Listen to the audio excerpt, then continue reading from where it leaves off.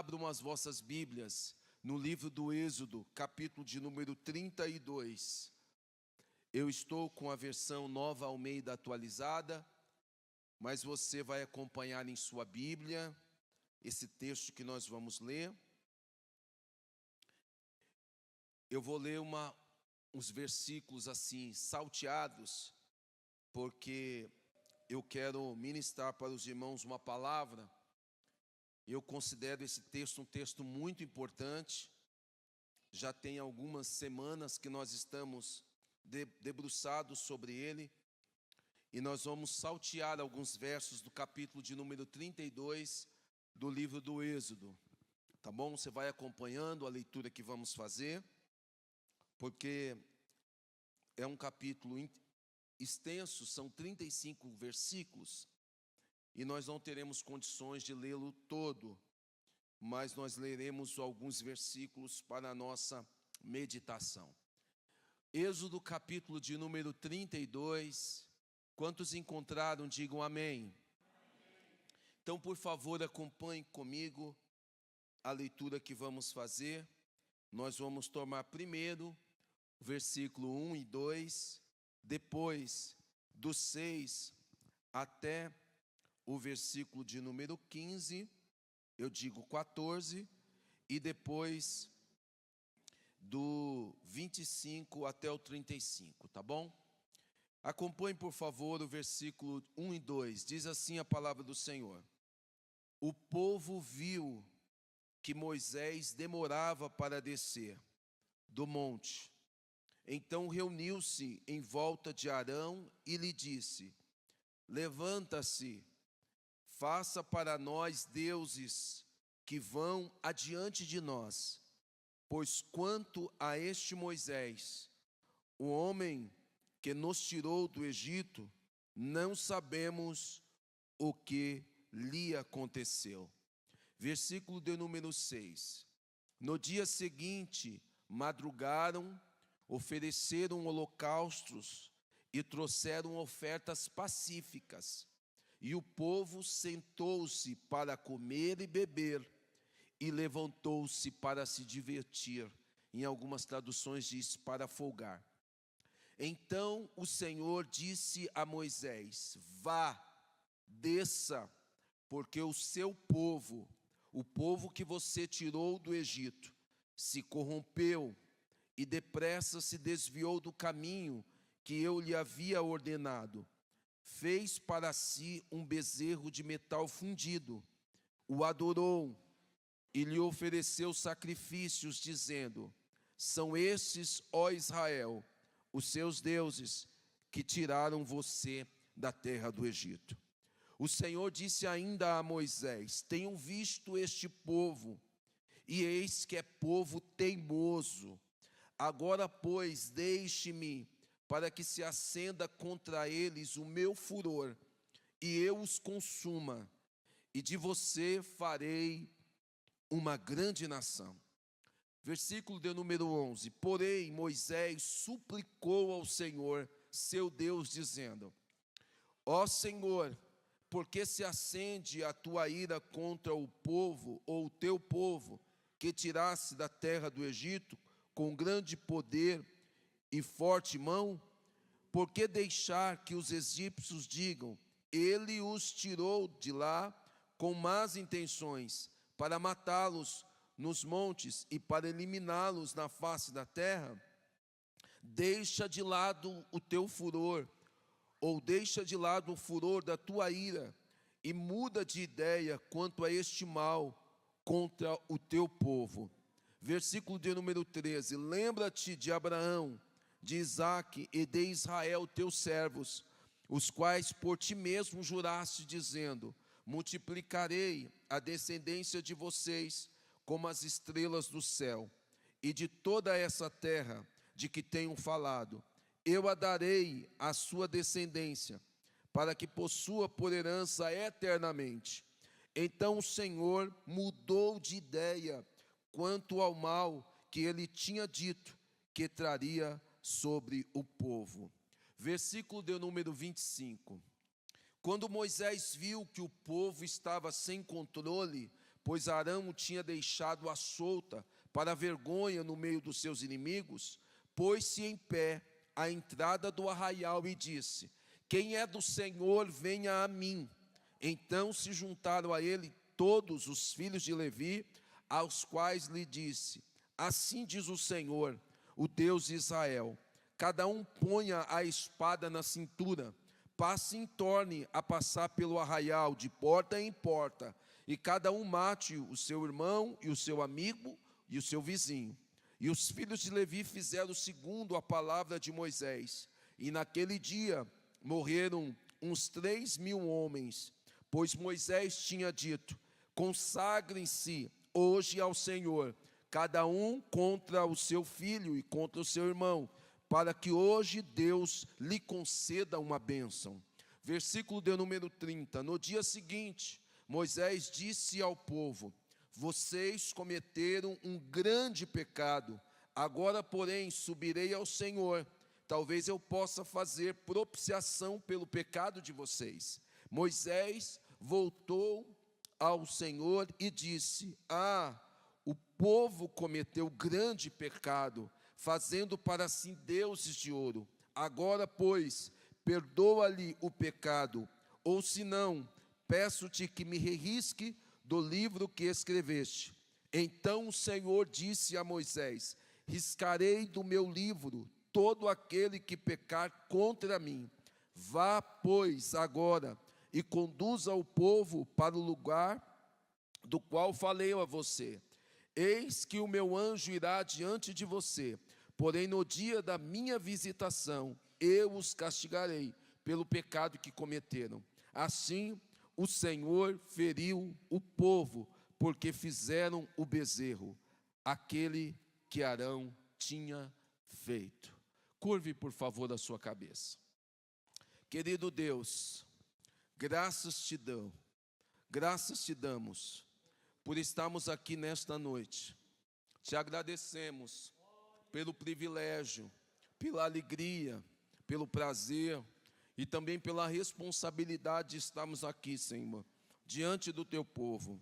Pai de amor e de bondade, receba a nossa gratidão e prossiga nos abençoando, Senhor. Fale aquilo que nós precisamos ouvir do Senhor, pois dependemos de Ti, Senhor, e sem a Sua dependência, nada somos, Senhor. Portanto, ó Pai, nos ajude, nos sustente, fale conosco nessa noite, pois precisamos ouvir a Tua voz. Pai de amor e de bondade, pedimos a Ti essas bênçãos, em nome de Jesus. Amém. Tome, por favor, seu assento. Meus irmãos, como os irmãos sabem, nós estamos numa série de mensagens que nós a intitulamos como Ensina-nos a Orar. Essa série ela tem como objetivo extrairmos do texto bíblico algumas experiências de homens e mulheres que oraram, que intercederam, que buscaram, que pediram, que rogaram, que suplicaram alguma coisa para Deus, e em alguns momentos elas foram ou não atendidas. E a partir dessas experiências, nós vamos olhando para esses textos bíblicos e extraindo para nós lições para a nossa vida cristã.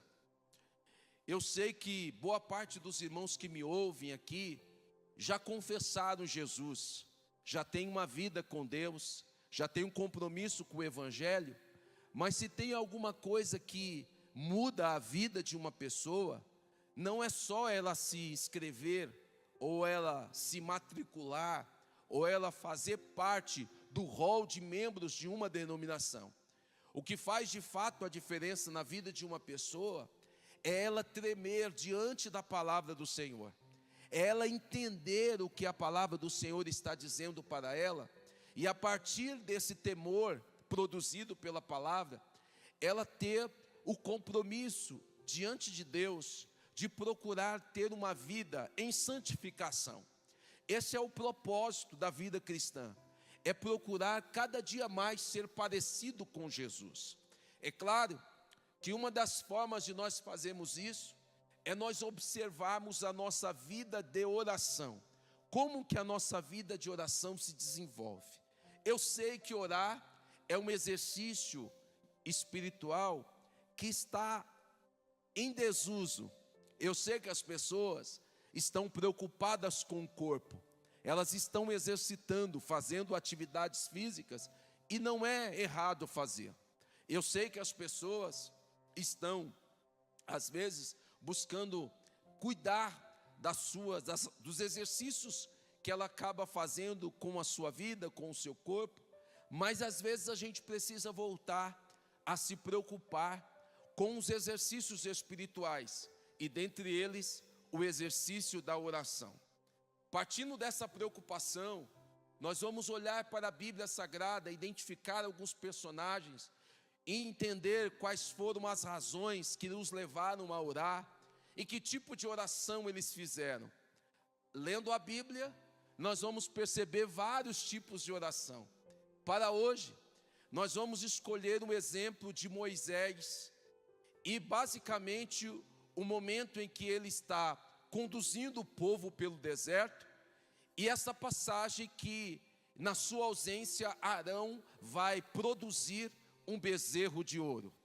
Nós vamos observar nesta passagem bíblica, tão conhecida por nós, que existem muitas coisas que a gente aprende no capítulo de número 32, irmão Marcos. Eu confesso por irmão que eu já estou algumas semanas olhando para esse texto, e todas as vezes que eu leio, o Senhor amplia o meu olhar, amplia o meu conhecimento, faz eu compreender coisas maravilhosas que existem nesse texto. São 35 versículos de uma passagem que é uma vergonha para o povo de Deus, a construção de um bezerro de ouro. E nessa passagem, irmão Misael, existem tantas lições que assim, eu vou ser tentado a pregá-la em outras vezes, mas eu vou tentar trabalhar com os irmãos exclusivamente na perspectiva da oração que Moisés faz, a intercessão que Moisés faz para o povo de Israel diante de Deus. Eu vou tentar, de alguma forma, restringir o meu olhar no exercício da oração. Só que todas as vezes que nós olhamos para esse texto, nós vamos perceber que há muita coisa para nós observarmos dele, entendermos dele. Por exemplo, o capítulo de número 32, ele pode ser dividido, por exemplo, em algumas cenas. Por exemplo, no versículo 1 até o versículo de número 6, a gente pode perceber que há um protagonismo do povo. O povo é o destaque do versículo 1 até o versículo 6, que é o momento em que o povo observa alguma coisa, a ausência de Moisés, e pede para que Arão faça um culto ou um bezerro de ouro para eles cultuarem, para eles oferecerem ofertas a este Deus. Há um protagonismo do povo, do versículo 1 até o versículo de número 6. Então, se você quiser dividir esse texto para facilitar a sua compreensão, está aí a primeira divisão desse texto. Do versículo de número 7 até o versículo de número 9, nós vamos perceber a reação de Deus diante dessa atitude do povo. Deus reage. Você pensa que quem reage é só aquela pessoa que te segue nas redes sociais? Você pensa que esse negócio de reação é coisa dos nossos dias? Não. Todos os nossos comportamentos, irmã Lucila, todas as nossas práticas, há uma reação por parte de Deus. Ou Deus se agrada, ou Deus desagrada com aquilo. Hoje, o irmão Manuel disse para mim: pastor, eu vi que o senhor ficou nervoso com a questão do som. Eu falei: não, eu não fiquei nervoso, eu só fiquei contrariado. Aí ele falou assim: porque eu gosto que as coisas estejam funcionando direitinho. Ele percebeu no meu semblante uma reação que eu fiquei contrariado, não fiquei nervoso. eu fiquei contrariado. Então você vai perceber que há uma reação divina do versículo 7 até o versículo de número 10. Esta reação, quando o povo peca, faz um bezerro e adora o bezerro, há uma reação divina que o próprio Deus comunica para Moisés: Moisés, eu vou consumir esse povo, eu vou destruir esse povo. O próprio Deus, irmã Dorinha, dá adjetivo para o povo, diz que o povo é um povo teimoso, de dura cerviz, é um povo complicado. O próprio Deus dá adjetivos para o povo de Israel. No entanto, depois dessas duas cenas, o momento que o povo peca, o momento que Deus reage, nós vamos perceber a terceira cena, que é do versículo de número 11 até o versículo de número 14, que é a reação de Moisés. Quando Moisés recebe o decreto divino, quando Moisés ouve o plano que Deus tinha de consumir e executar o povo, há uma manifestação, há uma reação de Moisés, e o texto diz que Moisés, ele suplica, ele ora a Deus, ele pede para Deus mudar o seu plano. E aqui nós vamos fazer o recorte desta primeira oração de Moisés, nós vamos aprender com ela, e nós vamos perceber que Moisés ora, e ora por quem não merece. Por quê, pastor? Porque a primeira coisa que o povo faz é observar a ausência de Moisés. Isso está no capítulo 32 e versículo de número 1. O povo observa, irmão Jocelino, que Moisés está desaparecido. Então a primeira coisa que o povo faz é dizer assim: Arão, este Moisés aí, este homem aí que nos tirou da terra do Egito, ele desapareceu. Levanta e faz outros deuses e coloca esses deuses adiante de nós. Então aqui a gente vai perceber claramente que o protagonismo do povo, em primeiro lugar, é se esquecer ou desprezar Moisés. Eles desprezam Moisés, eles desvalorizam Moisés. Ora, se fosse eu fico pensando comigo, Moisés, ele abriu mão de todo aquele glamour do Egito. Moisés abriu mão de ser um príncipe do Egito. Moisés abriu mão de ter autoridade no Egito para tirar um povo escravo e conduzi-lo à presença do verdadeiro Deus. Agora, Raquel, com 40 dias, o povo já se esquece de Moisés. E aí, eu me lembro de uma frase do pastor Álvaro. Ele diz assim: olha, às vezes o povo é engraçado. Quando chega alguém, eles vão falar assim: nossa, que bênção, né? Por exemplo, chegou o pastor Eliel. Nossa, que bênção, que gracinha, Rutinha, os filhos dele, né? Trabalham na igreja, que pastor top, prega bem, acolhe, abraça, cheira, visita, vai no aniversário do papagaio, do periquito, vai na minha formatura, vai aqui, vai ali. O pastor, ele é uma bênção. Aí vai passando algum tempo, a gente vai recebendo outros nomes, né? Eu me lembro do pastor Alvo ter dito assim, aí de repente fala assim, aí começa os adjetivos assim, dizendo assim: olha um homem aí. Olha o homem aí, já não é mais aquele pastor abençoado, já não é mais aquele pastor querido, Rose. Aí já começa a dar adjetivo: ó, o homem chegou. Eu vou usar um exemplo aqui, irmão Misael, mas não é nada pessoal. Alguns começam assim: ó o chefe aí, né? O Misael gosta de me chamar de chefe, né? Ó o chefe aí, já começam a mudar os adjetivos. Agora percebam, Moisés, ele abriu mão de uma posição, ele abriu mão da sua vida de privilégios. Quando você lê o escritor aos Hebreus, diz que ele fez isso, irmão Epaminondas, por fé. Ele se recusou a ser chamado filho da filha de Faraó. Ele abriu mão do conforto. Aí agora, no capítulo de número 32, tem 40 dias que Moisés está onde? De férias. Fazendo a atividade que ele gostava, viajando,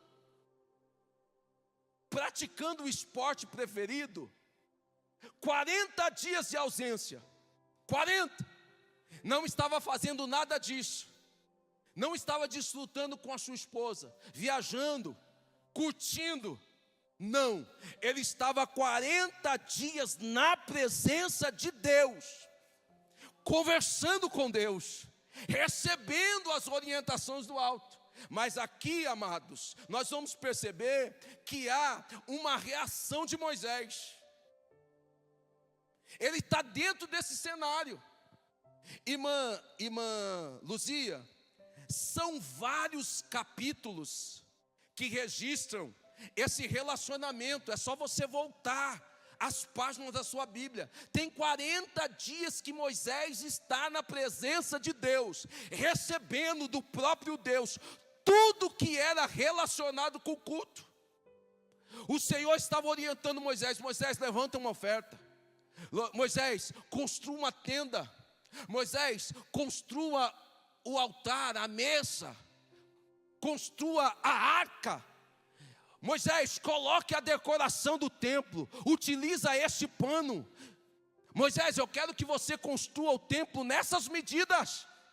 Moisés, eu quero que você selecione Arão. Dê a Arão uma roupa especial. Deus deu a Moisés todo o plano. Irmão Misael, são vários capítulos que Moisés está na presença de Deus, recebendo toda a orientação. Depois, por curiosidade, você veja, e diante desse contexto, Moisés está recebendo do próprio Deus a maneira pela qual Deus deveria ser adorado. Isso aqui, irmãos, dá uma indignação santa, porque ele está na presença de Deus recebendo a lei de Deus. Como que deveria ser o culto? Deus estava dizendo para Moisés: Moisés, fale para o povo que eles não devem construir nenhum Deus com as próprias mãos. A partir do capítulo de número 20, você vai perceber o próprio Deus, até o capítulo de número 32, eu digo 31, dando os detalhes do culto. O culto que me agrada, Moisés, é este. O templo onde que vocês vão adorar vai ser desse jeito. A liturgia vai ser desse jeito. O material vai ser desse jeito. As peças do culto vai ser desse jeito. Deixa eu abrir um parênteses para você. Eu sei que tem muita gente que gosta de um bom estacionamento, quer ter uma área kids, quer que o seu filho seja bem acomodado. Eu sei, isso faz parte. Eu sei que muitos gostam de chegar ali e ter uma placa, bem-vindos, uma poltrona acolchadada, uma climatização. Eu sei que você quer conforto, mas eu preciso te dizer que o culto não é para você, o culto é para Deus, é do jeito dele, é para a glória dele, é para o louvor dele. Acabou a história. Nós estamos aqui por causa de Jesus, não é por causa do influencer, não é por causa da igreja moderna, não é porque você viu lá que está na moda esse movimento ou aquele, não, irmãos. Nós devemos seguir aquilo que o próprio Deus determinou.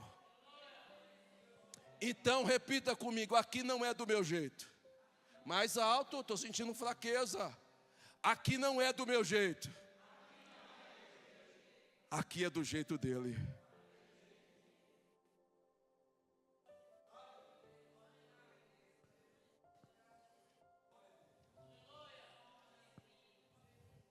As irmãs cantam hino, né? Que é mais ou menos isso que eu estou dizendo. Porque a glória é dele, não é assim? Não é? Como é que é o hino?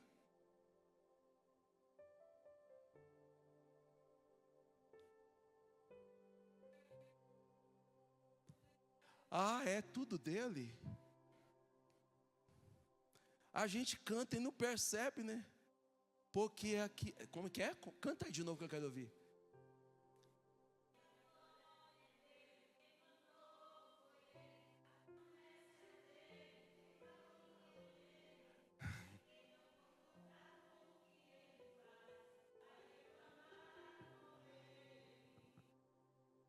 A gente não presta atenção no que a gente canta, gente. nós não prestamos atenção naquilo que a gente canta. A glória dele aqui é tudo dele, é para a glória dele, é do jeito dele. E quem não tiver satisfeito, vai reclamar para ele.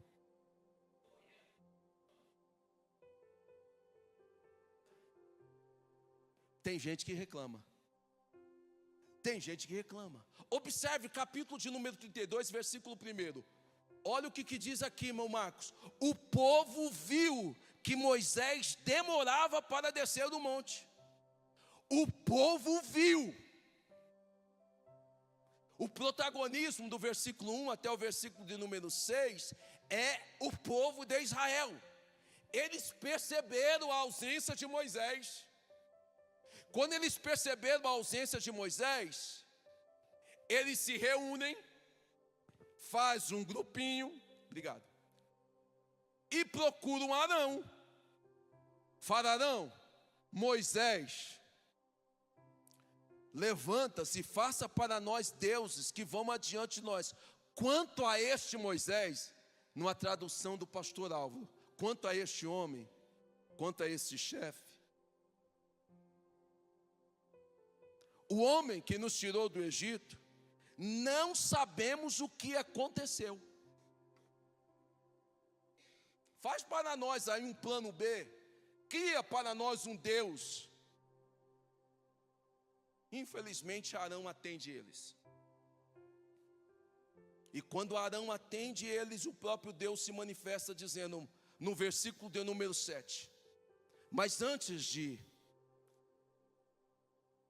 chegar no versículo de número 7, olha aqui para mim. Todos, por favor. Eu sei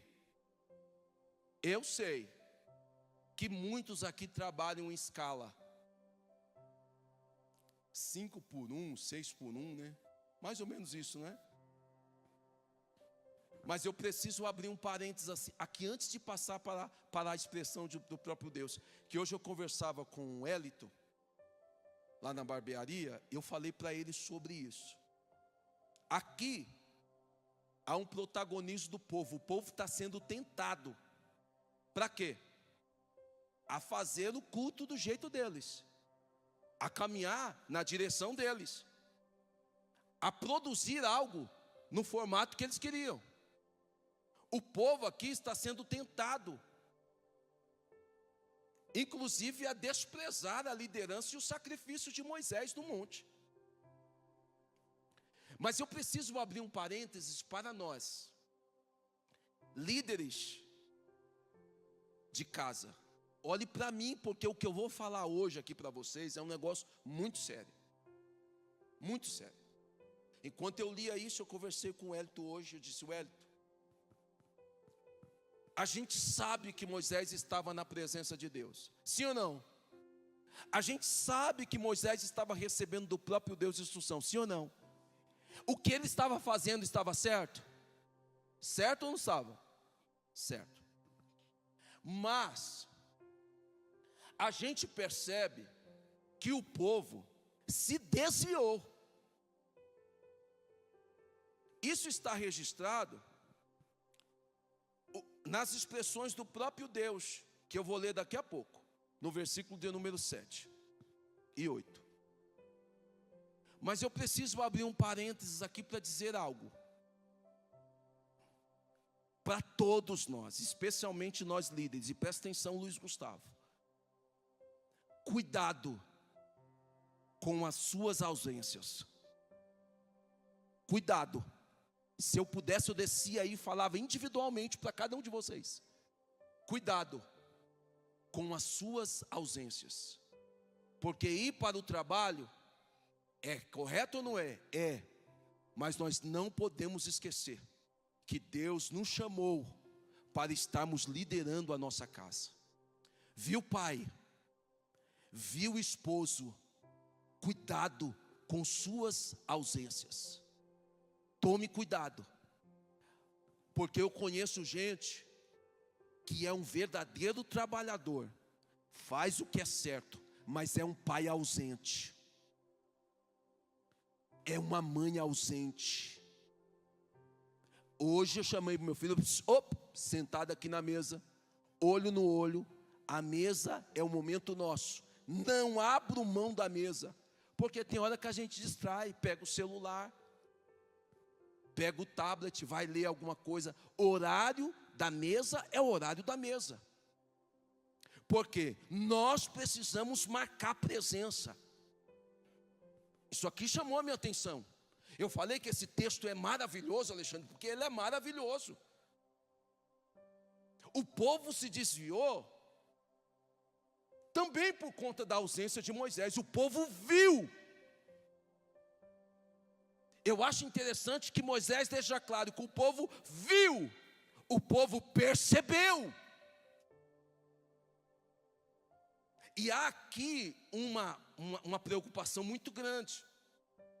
Você sabia que, especialmente o homem, quando você se ausenta, o seu filho perde o referencial de homem dentro de casa?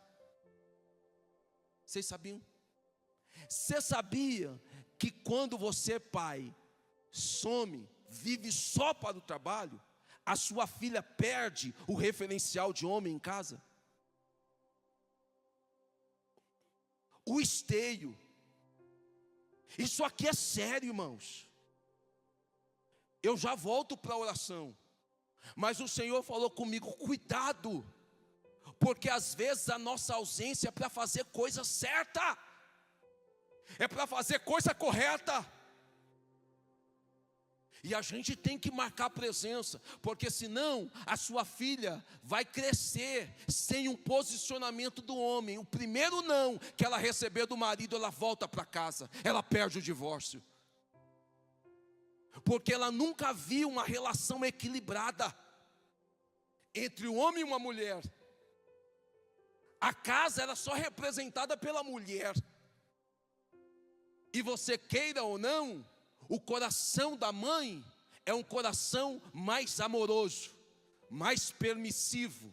A mãe quer que o filho esteja feliz. O pai não. Pastor, o pai não quer a felicidade do filho, não. O pai quer que o filho esteja bem.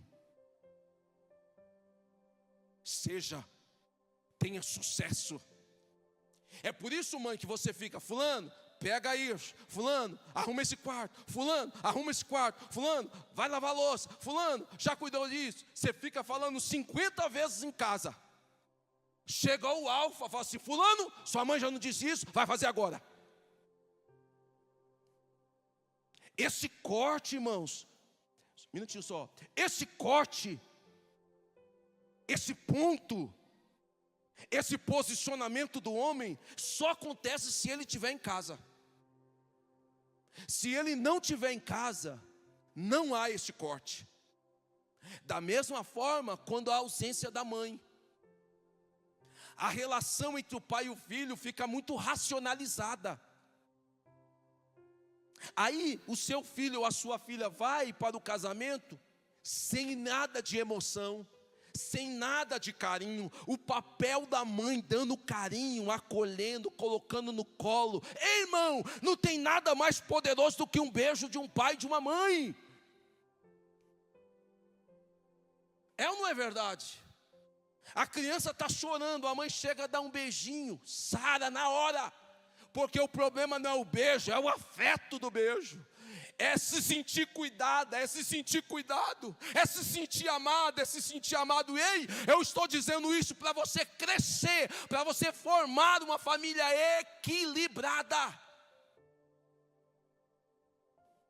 Estão entendendo o que eu estou dizendo? Isso aqui é seríssimo, irmãos. Se eu pudesse, eu chacoalhava você para você entender a importância do seu papel para dizer sim, para dizer não, para estabelecer limites, mas também para você abraçar, dar um cheiro, chorar junto. Ei, larga esse celular e abrace o seu filho. Seja uma mãe e um pai presente.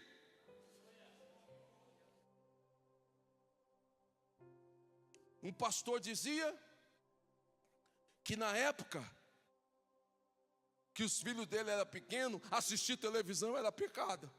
Quantos aqui é da época que assistir televisão era pecado? Levanta a mão, levanta a mão. Bastante gente, hein? Agora é uma TV para cada quarto. Agora, TV está ultrapassado, todo mundo com aparelho celular na mão, independente da idade. Aí o pastor dizia que era pecado, hoje já não é mais. Mas por que era ensinado como pecado? Porque era uma cerca protetora. Hoje, se deixar, nós nos envolvemos com a tecnologia e esquecemos do relacionamento. Então eu quero fechar esse parênteses e dizer: cuidado com a sua ausência. Ah, pastor, mas no dia de folga eu fico em casa. Não adianta nada. Está em casa, mas não está junto. Está em casa conectado na internet, mas não está conectado com seu filho, com a sua família. Não olha no olho, não percebe a mudança. Seu filho está crescendo bigode, crescendo barba, e você não está percebendo. A sua filha está ficando mocinha e você nem percebeu. Então fiquem atentos. Eu volto aqui para Moisés para dizer uma coisa para vocês: nós não podemos abrir mão da presença. O senhor ia dizendo alguma coisa, irmão Jocelino? Exatamente. Ei, tudo que Deus faz é perfeito. Tudo que Deus faz é perfeito. Quando Deus coloca um homem e uma mulher numa casa, é porque não tem nada mais perfeito. Pastor, mas eu sou cheio de defeito. Mas é o projeto de Deus. É o projeto de Deus. Ô irmão, esses dias eu estava acompanhando uma situação de uma família em São Paulo. Criança com 10 anos. Com 10 anos, foi a primeira vez que eu percebi os pais fazendo comentário da percepção da criança, de como que a criança se comporta, percebendo uma certa anomalia. Irmão, se nós não tivermos presente, a gente não percebe quando o outro está bem. Se nós não tivermos presente, você não percebe o outro quando alguma coisa o chateou. Você só percebe o outro quando há relacionamento. Quando você tem afinidade com a pessoa pode estar de maquiagem, pode estar numa roupa bonita. Você olha para ela e fala assim: irmã, vem aqui, deixa eu te dar um abraço, você não está bem. Porque há uma intimidade. Quem conhece o outro vê para além da maquiagem, irmãos.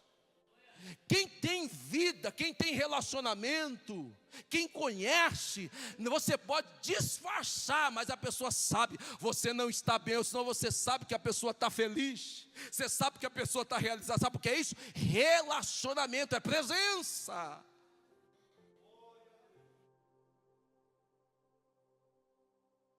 Deixa eu caminhar. Fechei o parênteses. Mas o povo percebe a ausência de Moisés e busca em Arão alguém para atender o seu jeito de cultuar. Infelizmente, Arão vai ceder. E há um decreto divino. O Senhor diz assim, versículo de número 7, por favor acompanhe sua Bíblia. Então o Senhor disse a Moisés, a reação de Deus após o povo ter pecado. Olha o que Deus diz. Eu gosto dessas coisas da Bíblia, que a Bíblia é maravilhosa. O povo diz assim, o próprio Deus disse assim para Moisés: vá.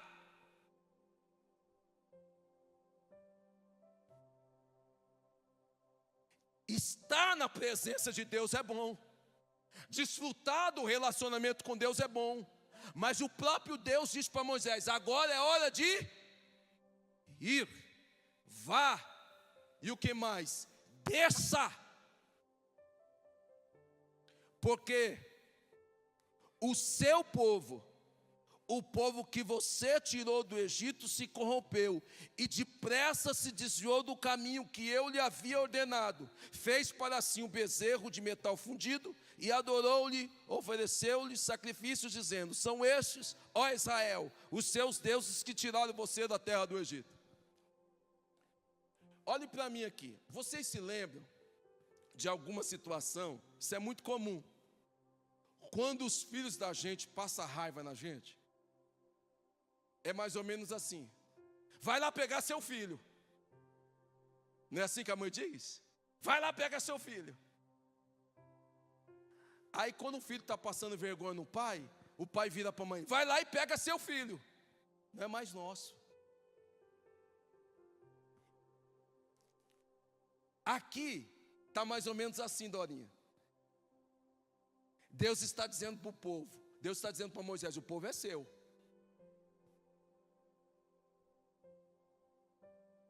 Depois você vai lá na frente, Moisés fala assim: meu não, o povo é teu. É mais ou menos a situação de o pai e da mãe, sabe? Quando passa raiva na gente, a gente já perde a filiação. Já não é mais meu filho, é o teu filho. Já não é mais o meu povo, é o teu povo. Já não foi a mão de Deus que tirou o povo do Egito, foi você, Moisés, que tirou. Eu li esse texto, eu fiquei pensando na gente. Não é assim que a gente faz quando a gente está com raiva? Pastor, Deus estava com raiva, eu estou fazendo uso de uma figura de linguagem que na teologia é chamado de antropopatia, que é atribuir sentimentos humanos a Deus. Pastor, mostra isso. Vou mostrar. Olha o que diz aqui o versículo de número 9. O Senhor disse ainda para Moisés: tenho visto este povo, e eis que é povo teimoso. Agora, pois, deixa-me, para que se acenda contra eles o meu furor, e os consuma. Então Deus está dizendo assim: olha, eu quero que você deixe que a minha ira se manifeste contra esse povo.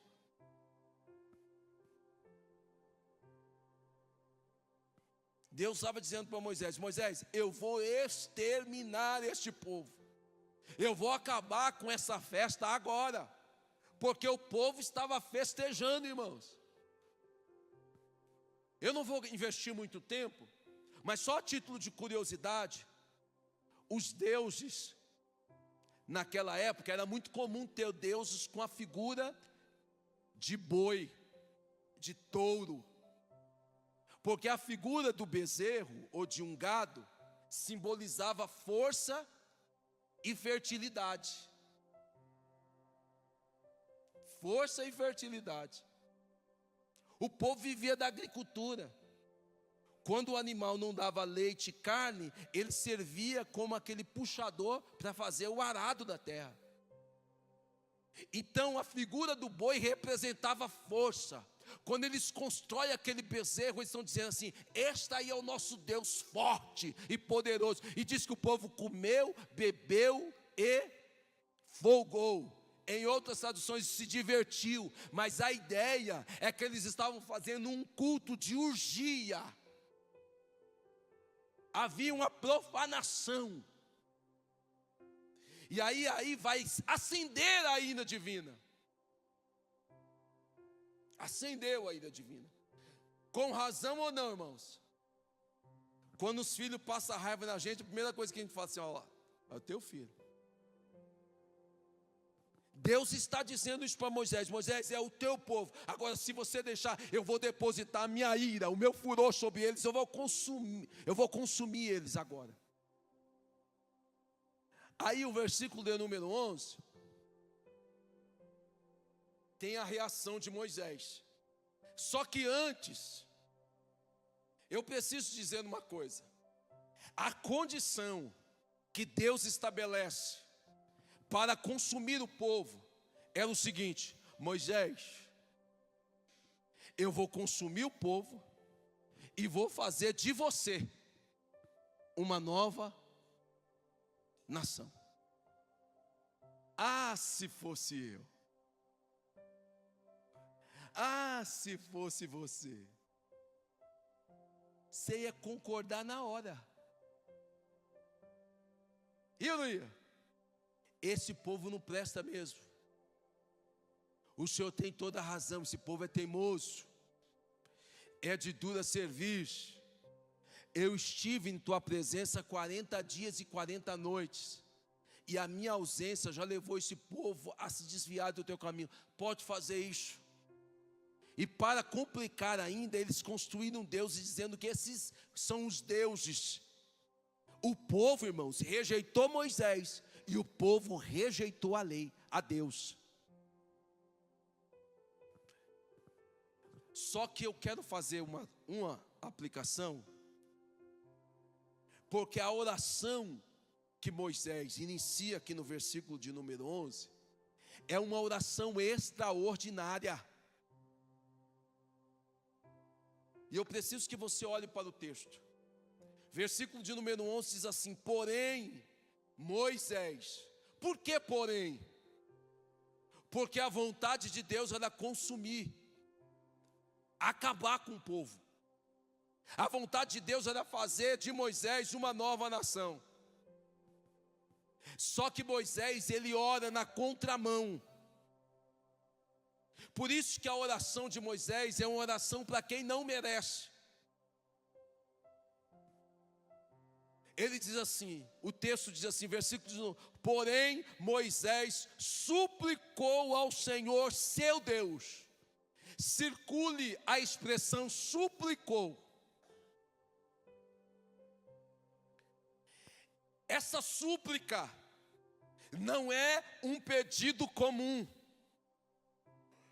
Suplicar aqui não é uma petição normal.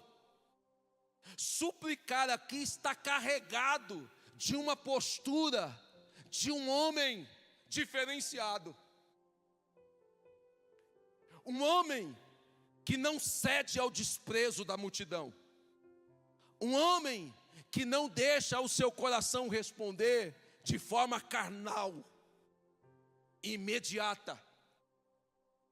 Um homem que está saindo da presença de Deus com uma vida transformada.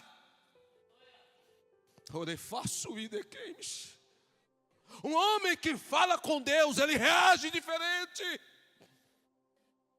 Um homem que tem vida com intimidade com Deus, ele reage diferente. Deus disse assim: eu vou cumprir juízo, Lucas. Porém, Moisés suplica. Eu fui estudar, é claro, esta oração em súplica. Esta oração em súplica, Marcos Flávio, é uma oração de um posicionamento diferente. Não é um pedido comum. É um pedido aonde quem pede, ele se comporta de forma fragilizada. A ideia aqui da súplica é um pedido, para nós entendermos bem, é um pedido de quem está doente. A ideia da súplica aqui é um pedido numa postura tão humilde, tão fragilizada, que a pessoa se lança aos pés. Quando ela se lança aos pés, acontece algo no mundo da teologia, que é algo maravilhoso. Eu vou explicar isso para vocês bem rápido, para vocês entenderem. Eu lia sobre humildade, e o escritor, ele diz que humildade é quando você reconhece quem Deus é, ou melhor, reconhece quem você é a partir do que Deus é. Então Moisés, ele está se prostrando aos pés do Senhor. Quando ele se prostra aos pés do Senhor e suplica ao Senhor, a postura dele, ele está dizendo: Senhor, Tu és grande, eu sou fragilizado. Eu me lembrei, irmão José Antônio, da semana que eu passei internado. Eu disse isso para os meus filhos, dos 4 ou 3 dias que eu passei na UTI. Quando você está fragilizado, ô irmã Cecília, você não lembra de nada que você tem. Você não lembra de nada que você possui. Eu não me lembrei de nenhuma graduação, de nenhuma pós-graduação, de nenhum certificado, de nenhum curso. Eu não me lembrei da igreja, da potência que é a igreja de Nova Ponte. Eu não me lembrei dos bens que o Senhor já me deu. Não! Porque o meu estado era de fragilidade. As minhas prioridades mudam quando eu me posiciono em Deus, suplicando a presença de Deus. O meu olhar para mim mesmo muda. Isso aqui, gente, é extraordinário. Porque quando eu li isso, eu me lembrei, porque o texto, quando você vai entender que a súplica de Moisés, ele se torna fraco, ele se torna fragilizado. Por quê, irmãos? Porque se Moisés toma o fôlego e diz assim: não, de fato, eu fui injustiçado, esse povo me desprezou, esse povo se esqueceu do sacrifício, esse povo não valorizou que eu abri mão da minha vida, esse povo não está comigo. Se ele pensasse algo dessa maneira, ele ia concordar: Deus, consuma o seu plano, faça segundo a tua vontade. Mas a postura de Moisés foi exatamente o contrário. Moisés intercedeu por quem não merecia.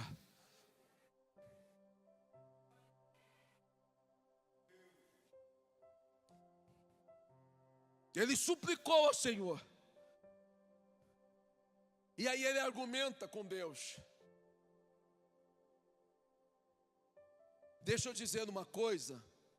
Talvez eu não vou entrar nos pormenores da oração, mas eu vou entrar exclusivamente, e eu termino, na súplica.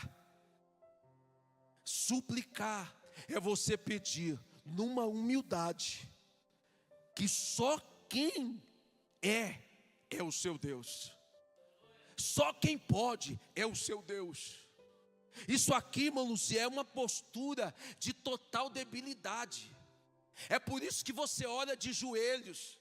É por isso que quando você adora, você levanta a sua mão. Isso não é modismo, é você dizendo para Deus: eu me rendo, eu me rendo, eu me rendo diante da tua presença.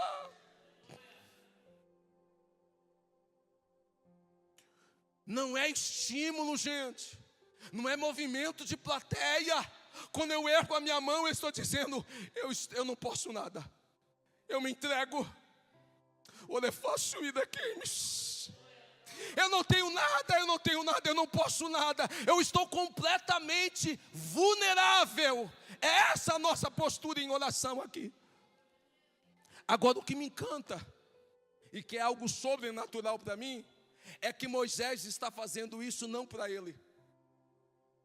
Moisés não está fazendo isso para a sua causa.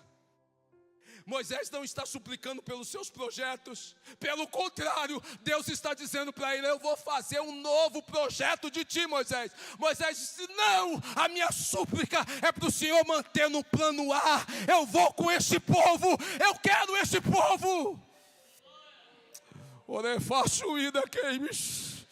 Ore mais suída queimes. O Senhor me dá autoridade para dizer para alguém: suplica pela tua casa, suplica pelo seu casamento, suplica pela tua empresa. Ore a Deus. Até mesmo se ele não merece o seu perdão, se ela não merece o seu acolhimento, suplique, ore, busque a presença de Deus. Mas você só consegue isso se você se posicionar com súplica. Só com súplica. É só com humildade.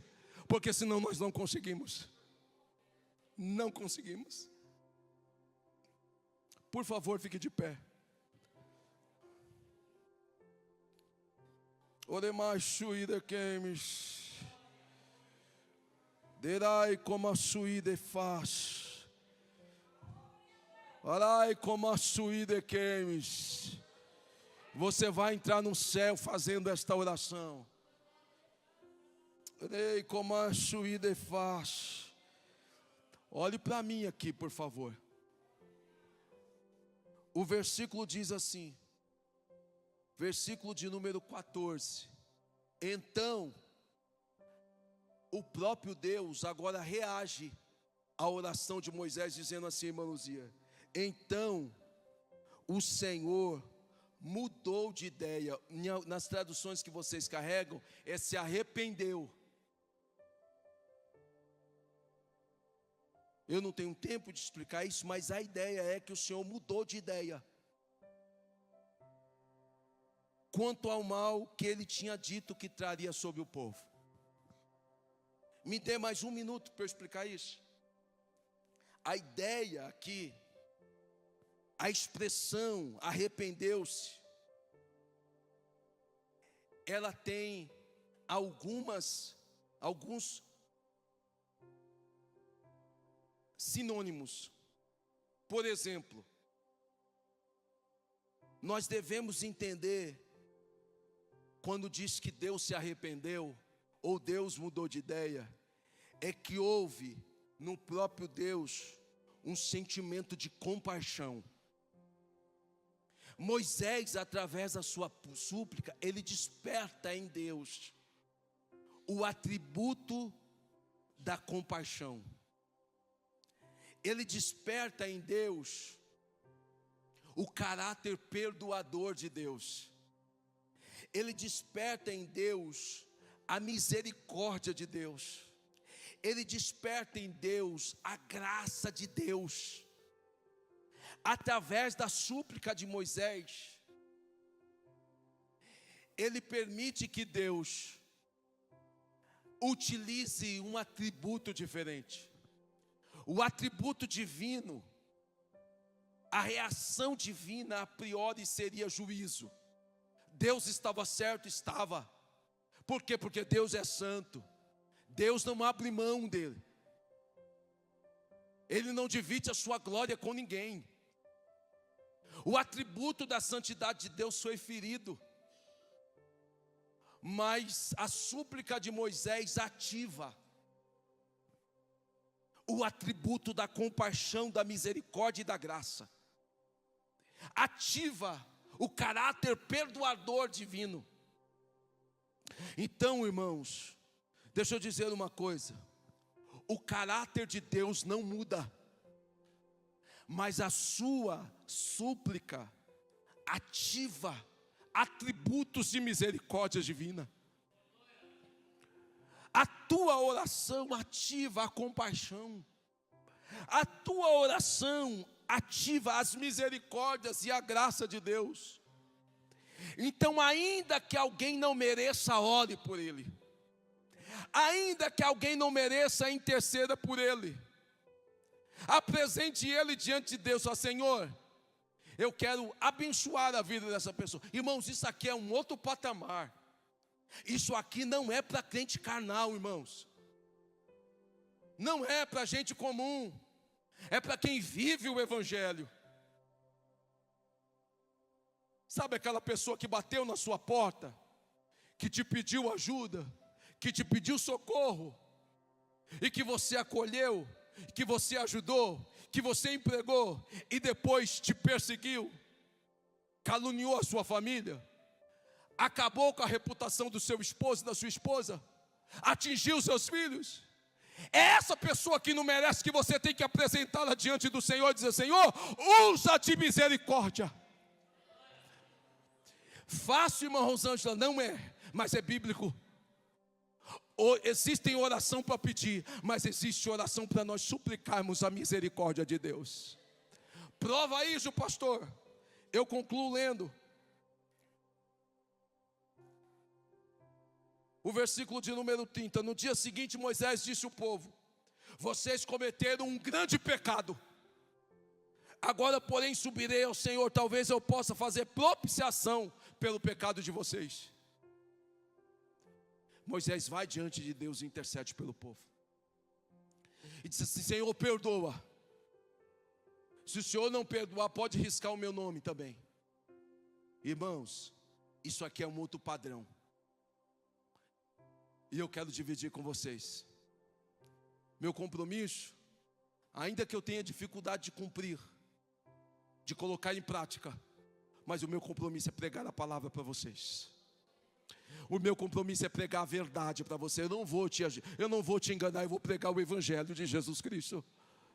Vida cristã é diferenciada, irmãos. E se a gente olhar para a Bíblia Sagrada, a gente precisa melhorar a nossa vida. Você precisa olhar no espelho e dizer assim: não, eu não posso deixar de interceder por essa pessoa, eu preciso suplicar por ela.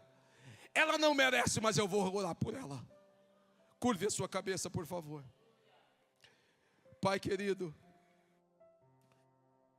nós oramos a Ti nessa noite. É uma palavra difícil, é uma palavra que nos confronta, é uma palavra que mexe com a gente, mas nós pedimos a Tua graça sobre nós, para que possamos praticar a Tua palavra, Senhor. Orar por quem não merece é abrir mão dos nossos próprios privilégios, da nossa posição. Orar por quem não merece, Senhor, é nós ignorarmos qualquer tipo de rejeição e desprezo. Orar por quem não merece é abençoar a vida da pessoa que nos prejudicou. Orar por quem não merece, Senhor, é ativar as misericórdias, a graça, a compaixão do Senhor. Pai, como é bonito a Tua palavra, como é maravilhosa a Tua palavra, como é extraordinária a Tua palavra, Senhor. Portanto, eu te peço, Papai querido, usa, Senhor, as nossas vidas, que Teu Espírito Santo transforme os nossos pensamentos, nossos valores, e que a partir dessa palavra pregada, a nossa vida mude, Senhor, se transforme, para que nós possamos colocar em prática o exercício da súplica e da oração, especialmente por aquelas pessoas que nos desprezaram. Pai de amor e de bondade, pedimos a Ti essas bênçãos, em nome de Jesus. Permaneçam assim. Alguém entre nós que também veio nessa noite para reconciliar-se com Jesus, vem entregar a sua vida para Ele, para segui-lo, obedecer a Tua palavra. Tem alguém entre nós?